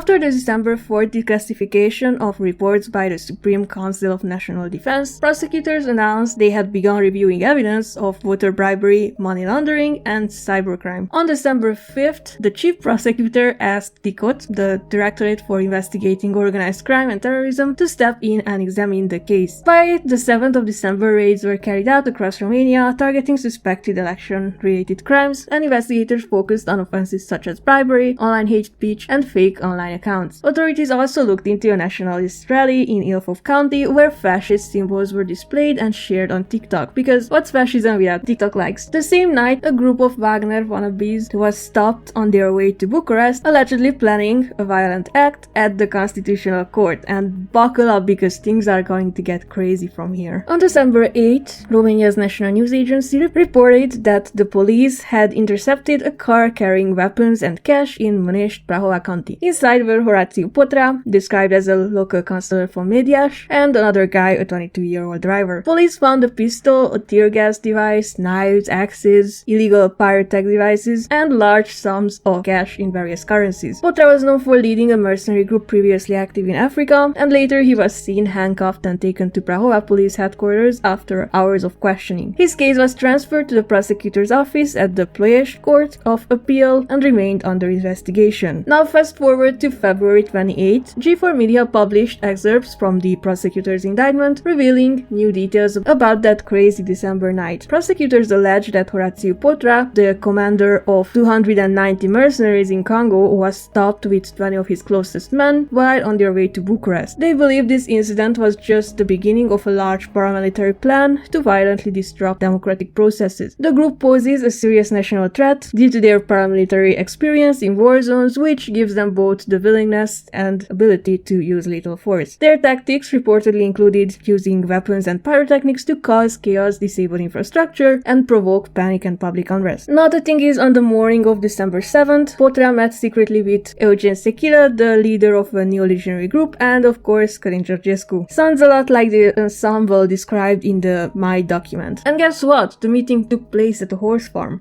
Cea mai prosperă afacere în această lume este industria calului. This meeting, held at an equestrian center in Ilfov County, was allegedly planned by Georgescu, who was a frequent visitor there. Before the meeting, Georgescu contacted Tequila on December 4th, the same day CSAT documents were declassified. Around this time, a coordinated online campaign began aiming to stir unrest, discredit the state, and spread fear. Now, this is where things get very complicated. On the 5th of December, a guy called Romeo Mihai Anechite from Georgescu's security team sent an alarmist message to the Ministry of Internal Affairs, claiming that people associated with criminal organizations were armed and had been offered political immunity. Now, the thing is, prosecutors claim this wasn't a genuine whistleblowing. This message was part of a disinformation effort to cause chaos. So, if I understand this correctly, and feel free to correct me, this was a kind of 5D chess move tied to other alarmist messages circulating on social media that falsely suggested authorities planned to kill protesters, by also making authorities believe that protesters were all armed criminals. You see, given that on December 8th, our organized pro-Georgescu protests near the Constitutional Court in Bucharest, authorities believe that Anechite's message was intended to provoke a violent clash between citizens and law enforcement, justifying a state of emergency and a military takeover. Now, if you're a foreigner, you might think that this sounds far-fetched, but Romanian politicians have a history of provoking violence between protesters and authorities, often with tragic results. If you don't know what I'm referring to, watch the Romanian film called Libertate, which depicts a similar event happening in Sibiu during the anti-communist revolution, and you know, the Mineriada incident that I mentioned earlier. See, I told you it was gonna come back. So, from what I understand from this document, their plan would have put the lives of the Turul Doi Înapoi people in danger, the same people who, as of the time I'm recording this, have dedicated months of their lives defending Georgescu. Now, I know it's very difficult not to hate on these people, but let's be real, the way they are treated by the goobers that they see as their saviors is absolutely appalling. And whose bright idea was all this? Well, prosecutors claim that the collected evidence proves Călin Georgescu acted as the strategic leader of the meeting. And really, who else would organize a conspiracy meeting at a horse farm? Un cal înseamnă cel puțin 12-15 meserii. Deci brezle și meseriași ar fi ca o floare s-ar dezvolta. Prosecutors say Georgescu led the secret meeting at the horse farm where he set the agenda, controlled the discussion, and instructed staff to keep quiet. Well, if that's true, maybe that's what the Article 404 allegation actually refers to. Because if he really orchestrated the spread of disinformation with the intention of causing a violent showdown between protesters and police to trigger a declaration of a state of emergency and a military takeover, that could definitely be considered a threat to national security. Oh wait, what do you call it when a small group, maybe even a militant one, tries to overthrow a country's democracy and seize power by force? It's French, it's something like coup d'etat, or yeah, it's lovitură de stat in Romanian. And the reason why I'm highlighting this is that after the cancellation of the elections, a bunch of fake accounts started mass spamming the internet with content trying to confuse people about what the phrase lovitură de stat means, trying to convince them that the Constitutional Court of Romania annulling a compromised electoral process was a coup. Now, Georgescu also used this phrase in interviews, and you'll hear someone else using it too soon. So let's clarify this. A coup d'etat, or lovitură de stat, is a sudden and illegal seizure of power from a government, usually carried out by a small group, often involving the military. It typically bypasses democratic or legal processes and replaces the existing leadership by force or threat. And it seems like that's exactly what these people were trying to do, not what Chechire did. So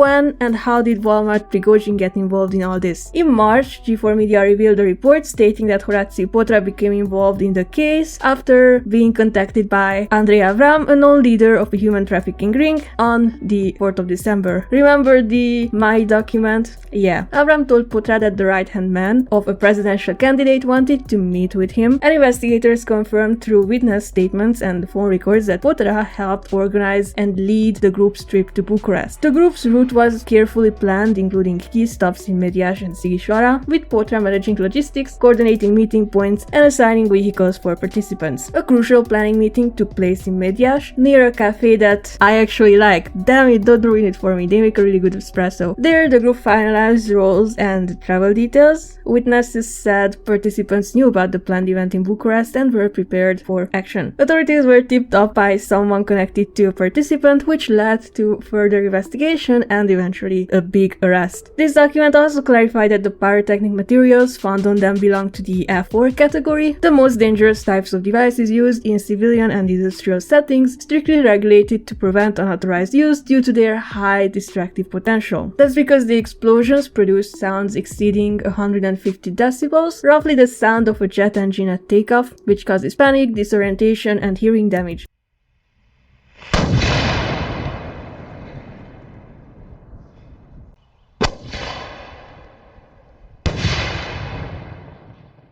And these devices are used by mercenaries in violent protests to trigger a widespread panic by making people believe that they are under a terrorist attack, leading to disproportionate reactions both from protesters and law enforcement that escalate the conflict. And if that was really their intentions, that's just messed up beyond words. A search of Potra's phone revealed many photos showing him both in Moscow and at the Russian embassy, indicating direct contacts with influential Russian figures and possibly strategic support from Russian allied groups. Additionally, a public post by Potra from Moscow's Red Square was commented on by one of his mercenary associates, who called him the Wagner chief, suggesting potential links between Potra's group and the Wagner paramilitary organization known for its military operations in conflict zones. So yeah, the Timu Wagner jokes aren't just jokes. Prosecutors also claim that data obtained from digital searches on the mobile device used by Horatiu Potra included self-recorded videos asking mercenaries, soldiers, and their families to vote for Georgescu, encouraging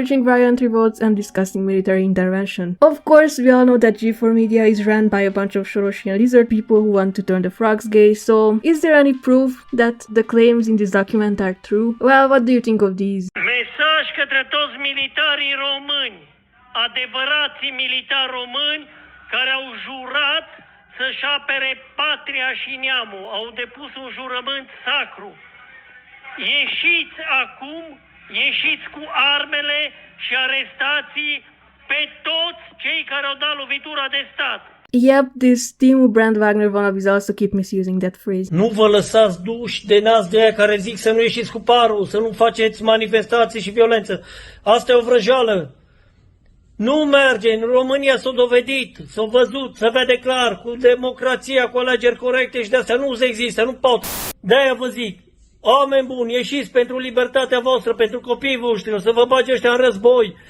Nu visați, oameni buni, aici globaliștii au ajuns în România, au pus mâna pe România, e gata. Dacă poporul nu se revoltă acum, suntem morți.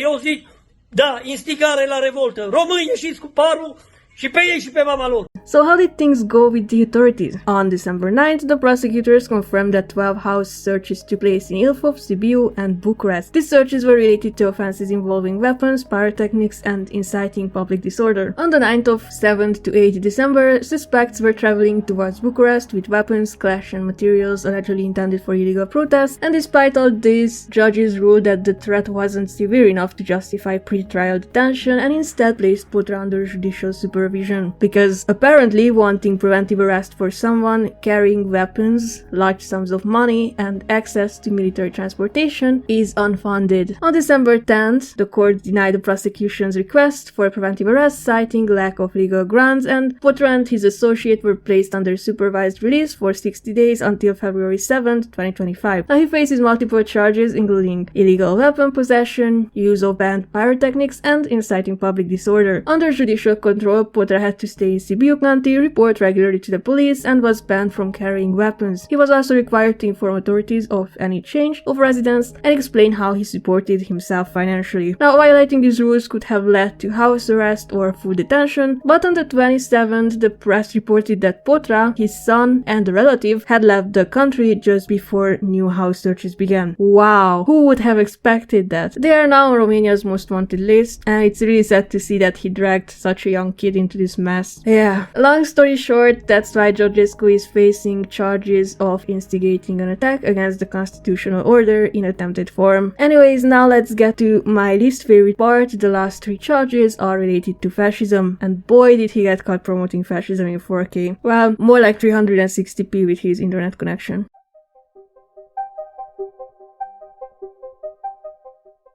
Now, to understand the last set of charges against Georgescu, we need to talk about legionarism, what it is, why it is banned in Romania, and how Georgescu got caught supporting it. There's a lot of historical revisionism out there about this topic, and it's worse than Western tankies trying to downplay Stalin's war crimes and human rights violations, but let's set the record straight. The Legionary movement, aka the Iron Guard, was responsible for mass killings, ethnic cleansing, and political assassinations. Every time I bring up this topic, Georgists flood my comment sections claiming that I'm wrong and I'm just reading some Soros-funded Wikipedia articles. So let's hear from someone you can't easily dismiss. Neagu Juvara is a widely regarded Romanian historian, distinguished philosopher, and diplomat celebrated for his intellectual contributions and moral integrity. So his word carries a bit more weight than anonymous Twitter rants, conspiracy blogs, and that one guy who thinks Coca-Cola has nanochip. Nu poți să bei ceva cu 38 de ingrediente.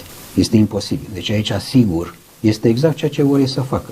S-au predat marfa de plastic, tot ce înseamnă nanocipuri și intră în tine ca într-un laptop. In his book titled A Brief Illustrated History of Romanians, Juvara explains that in the 1930s, far-right movements including the Legionaries gained popularity in Europe partly due to anti-communist sentiment and the failure of democratic systems to handle the economic crisis of the time. Sounds familiar? The Legionaries, led by Corneliu Zeriacodranu, started as a simple anti-communist student movement which began to embrace political violence after Codianu straight up shot a prosecutor at a trial. They coded this violence in religious mysticism and claimed that they wanted to quote-unquote purify Romania, focusing on eliminating the corrupt elite and the quote-unquote Jewish influence. And Zeriacodranu became the face of Romanian patriotism, which is kind of ironic because let's take a look at what Oliver Jens Schmidt, a famous Swiss historian specializing in Balkan history, which is not exactly the happiest topic one could choose, said in his book titled Corneliu Zeriacodranu, Rise and Fall of the Captain. In the baptism register of Bucovina, Corneliu's father was recorded under the name Ion Zilinski, also spelled Zelinsky depending on the source, not to be confused with the Ukrainian president Zelensky. And this is a name of Slavic origin, possibly Polish or Ukrainian. Now, Ion's Romanian identity started to form while he was attending an Austrian high school, and later the Iași City Hall published his new name, Ion Zeriacodranu, in the official gazette. The name Zilinski, meaning green, was depolonized, and Codreanu, derived from the Romanian word forest, or Codru, might be related to the fact that his grandfather was a forester. Also, Cornelius' mother's maiden name was Eliza Brauner, a clearly Germanic name. So, in the 1930s, many people debated whether the infamous Romanian nationalist was actually a mixed Germanic-Slavic person and not even a Romanian. Now, this violent ideology led to the creation of the Iron Guard, and the worst part of this book is how often Juvara points out how ridiculous an ideology and movement like this might seem to the modern readers, especially when they used phrases like, "Let's create a country like the Holy Sun." Oh wait,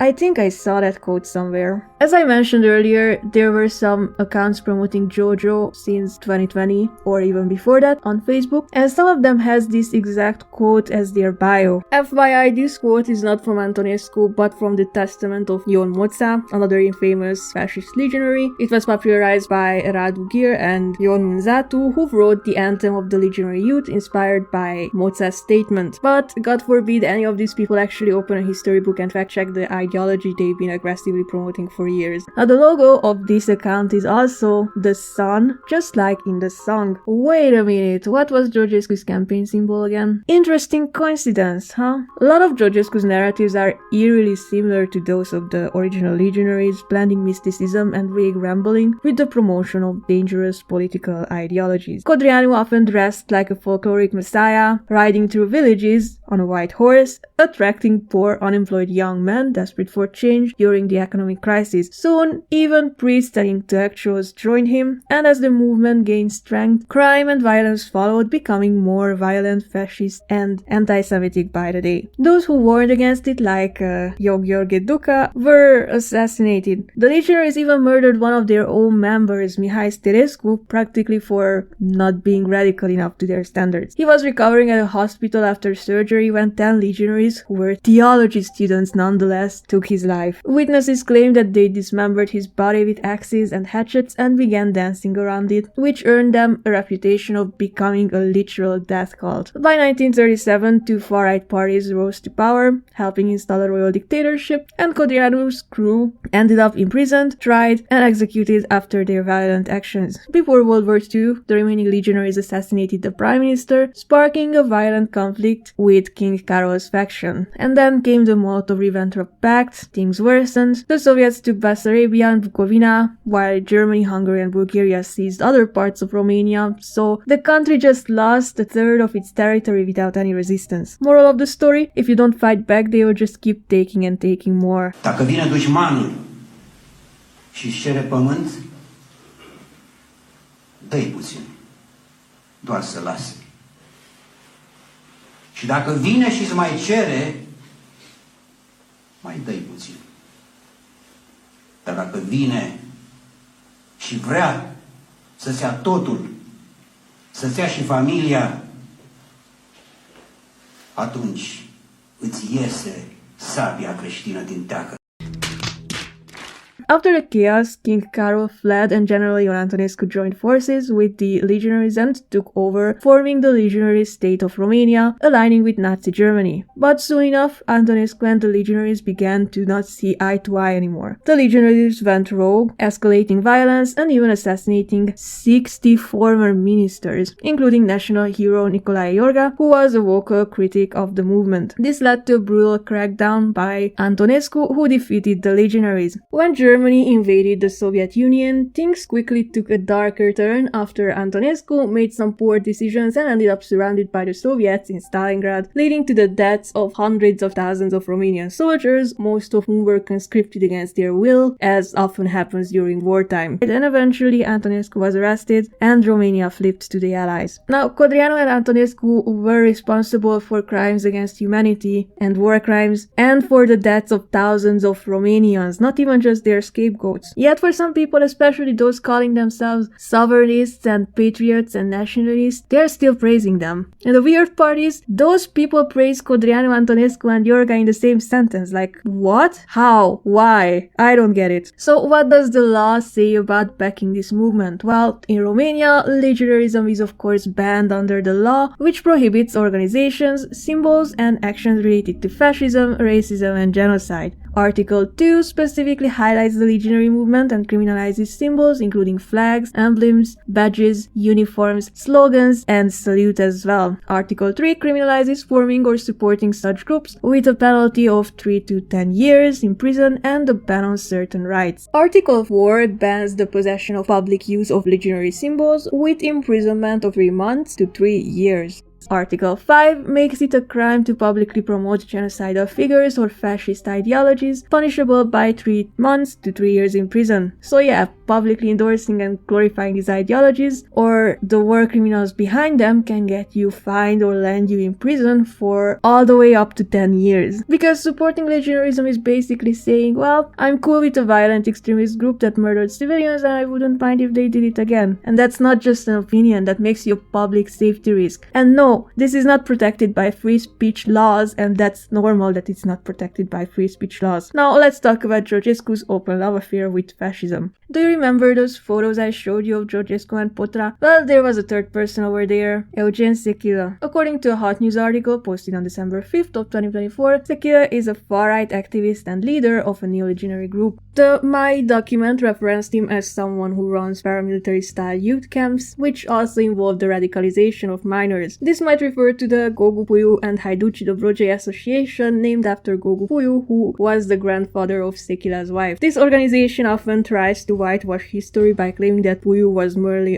the anti-communist fighter, but he was actually a member of the Legionary movement in the 1940s. According to his own daughter on their official website, Puiu joined the Iron Guard while studying abroad. By the way, he was an Armenian from Greece, just saying. So what is this group up to? Oh look, that guy in the picture looks familiar. Is that înalt prea blasfematorul Teodosie? And yes, this guy participated in several events, even blessing crosses made from bullet cartridges for one of Sechilă's paramilitary camps. Should I grab my little Bible again? His priests violate my law and profane my holy things. They make no distinction between what is holy and what is not, and I am profaned among them. That's what God said, according to Ezekiel 22:26. Because yeah, the big book has a lot to say against corrupt politicians and priests, by the way. In one photo, Fascilă is proudly wearing an Iron Guard badge next to Georgescu. Now, he's been indicted under Law 31/2002 for manufacturing, selling, spreading, or possessing fascist legionary symbols, which carries a sentence of 3 months to 3 years in prison and restrictions on certain rights because he built a wooden roadside cross or troiță with a symbol linked to the Iron Guard. Now, if you followed this channel, you know how much I love troițe as an important part of Romanian cultural heritage, and this really pisses me off. I'm almost as angry as when I saw Georgescu's fans standing with their dirty ass feet on the hero's cross from the anti-communist revolution. Now, you shouldn't be surprised that Georgescu surrounds himself with shady people like this.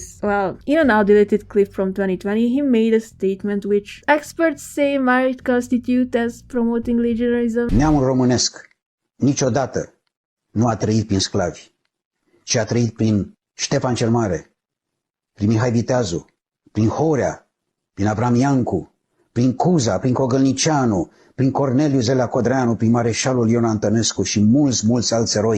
Yeah, you heard that right. Also in 2020, in a June 23rd interview, he praised the legionary movement, calling it the healthiest form of self-expression. Iar mișcarea legionară, atunci când se va scrie istoria adevărată, pentru că nu s-a scris încă istoria adevărată, dar se va scrie,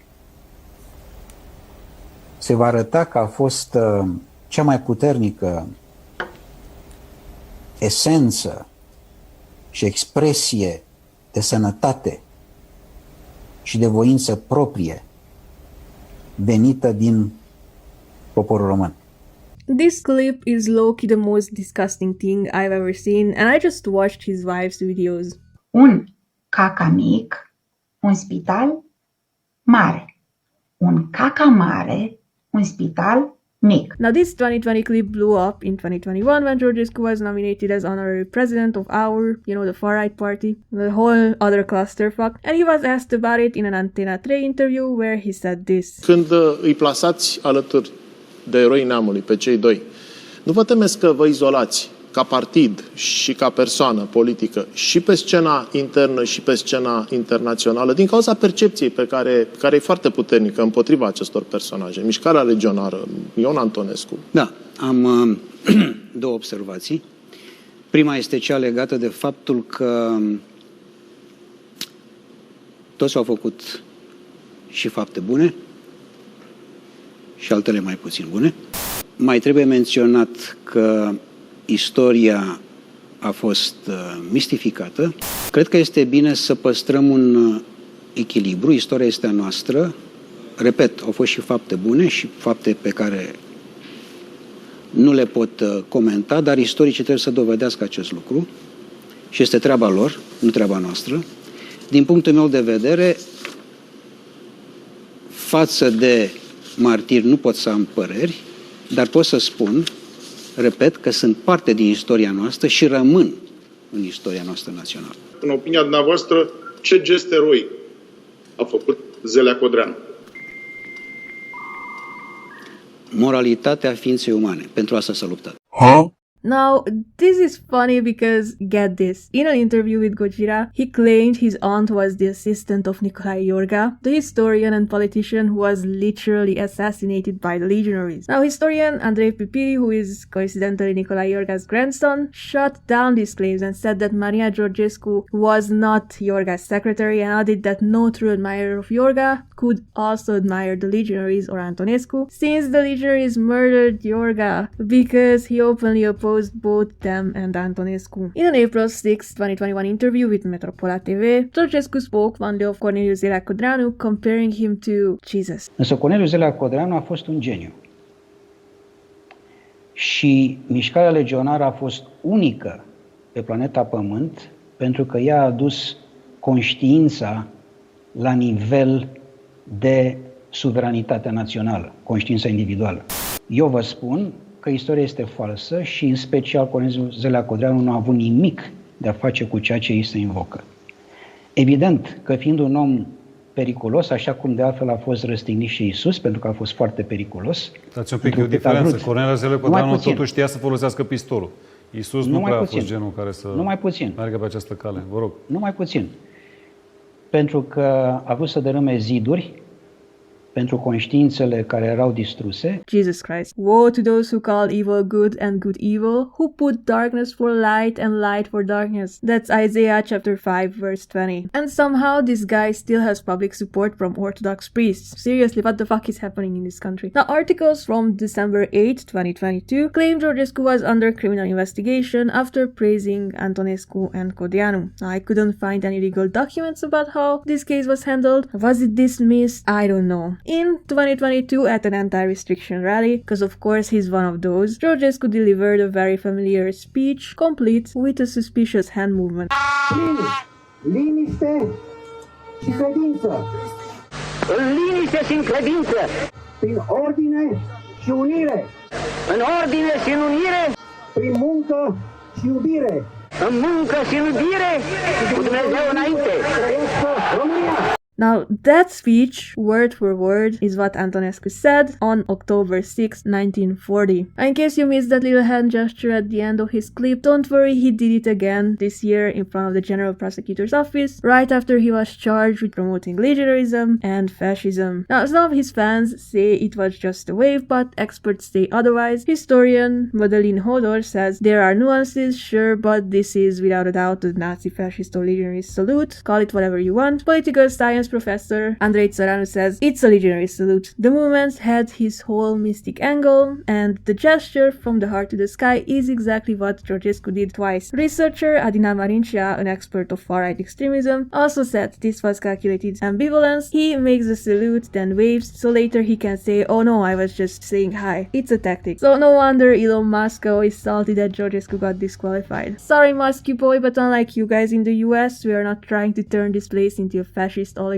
And surprise, surprise, he got into legal trouble for that again in 2025 after he quoted Corneliu Zelea Codreanu on live television. Cel care se luptă, chiar și singur, cu mână de viteși, pentru neam și pentru țara lui și pentru Dumnezeu, nu va fi învins niciodată. After seeing all those clips, let's call it what it is, Georgescu has a long, well-documented history of promoting Legionarism, a fascist ideology banned because it's tied to genocide and political terror. This covers the charge of public promotion of fascist and anti-Semitic ideologies by glorifying individuals guilty of genocide, crimes against humanity and war crimes, as well as promoting fascist, legionary, racist and xenophobic doctrines in public. But what about the initiation or establishment of an organization with fascist, racist or xenophobic character, which includes joining or supporting such a group in any form? Well, Georgescu founded an organization called Asociația Pământul Strămoșesc, meaning the Ancestral Land Association, named after the publication of the Legionary movement, a key outlet for spreading legionary propaganda. Unsurprisingly, the association promotes a new legionary ideology infused with themes of New Age spirituality and pro-Russian narratives. Recently, Georgescu was also formally indicted for supporting and glorifying fascist and anti-Semitic ideology in Romania due to his involvement with another neo-fascist group called Mișcarea 41 pentru România, led by Maria Motocu, who has a history of hate speech, Holocaust denial, and far-right propaganda. Despite all the charges and legal issues, Georgescu had the audacity to register as a candidate for the 2025 elections, but unsurprisingly, he was barred. So before we wrap up this mess, let's take a look at the reasoning the Central Electoral Bureau gave for barring him.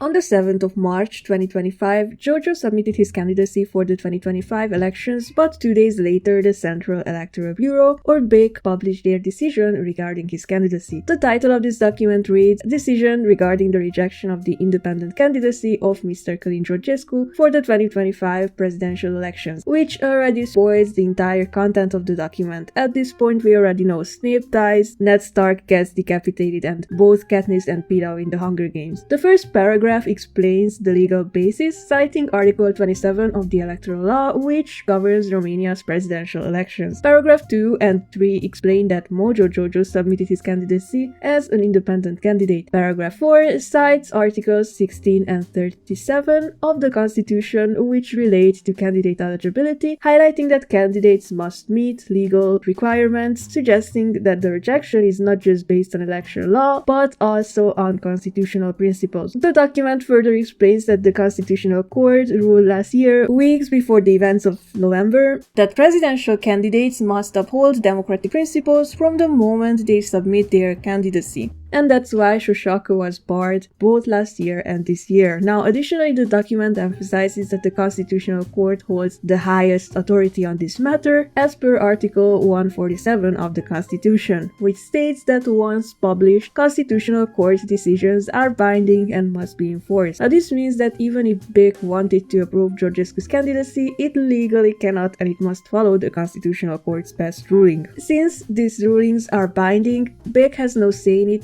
It is simply applying the law. Now comes the juicy part. Paragraph 8 highlights that the 2024 presidential election was annulled by the Constitutional Court due to irregularities, and as a new election process was ordered, all candidates from the previous election, including Georgescu, are now under scrutiny, especially those involved in irregularities. The Constitutional Court alleges that Georgescu's actions during the 2024 elections violated democratic values and election laws, which disqualifies him from running again. Wow. Shocking. Paragraph 10 states that because Georgescu previously violated electoral rules, he failed to fulfill his obligation to defend democracy as a candidate involved in illegal or unethical election practices. Since the Constitutional Court annulled the entire 2024 election process, it implicitly ruled that Georgescu's candidacy does not meet the legal standards for the 2025 elections either. Final decision: rejected. TLDR, since Georgescu was involved in election violations in 2024, the Constitutional Court had to annul the elections, which was a decision implying that he does not respect democratic principles, which disqualifies him from running again, and BEC is legally bound to enforce the Constitutional Court's rule. Now, if everything I said hasn't convinced you yet that this was the right decision, I also have to highlight that this guy has zero respect for a constitution or our laws, often making statements that undermine our main constitutional principles, such as political pluralism. Nu vom mai fi partide politice în această țară. Niciunul. Niciun partid politic nu va mai fi. Ați organiza un referendum pentru schimbarea Constituției? Da, sigur că da. Sunt locuri care trebuie modificate. Echipa mea deja pregătește formula pentru noua Constituție, toți avocații, și suntem aproape de faza finală. Își cere reintroducerea serviciului militar obligatoriu? Răspunsul este da. Pentru că înnobilează poporul, înnobilează tinerii. A few days after his goonies were caught trying to incite violence in the capital, he had the audacity to post a video threatening the CSAT judges. Doamnelor și domnilor judecători ai Curții Constituționale, nu oare v-ați încălcat jurământul prin ceea ce ați decis în data de 6 decembrie? Nu cumva a jurat strâmb? Vreți să vă ajute Dumnezeu, așa cum spune jurământul magistraților? Atunci reparați-vă greșeala. Vă atrag atenția că riscați să plătiți voturile anulate cu ani grei de pușcărie. Nu uitați că nimeni nu este mai presus de lege, nici măcar voi. Mai ales voi, cei care ar fi trebuit să protejați legea, nu să o condamnați nedrept. Reveniți asupra deciziei greșite și reparați de îndată nedreptatea creată acestui popor. Acesta este mesajul pe care îl transmit astăzi. And that's what we call the paradox of democracy. We can theoretically elect anyone as president unless they are trying to destroy democracy. Of course, his legal team challenged the Big's decision, but the CSAT upheld the Central Electoral Bureau's ruling. In short, it's over. Ne place, nu ne place, that's gone.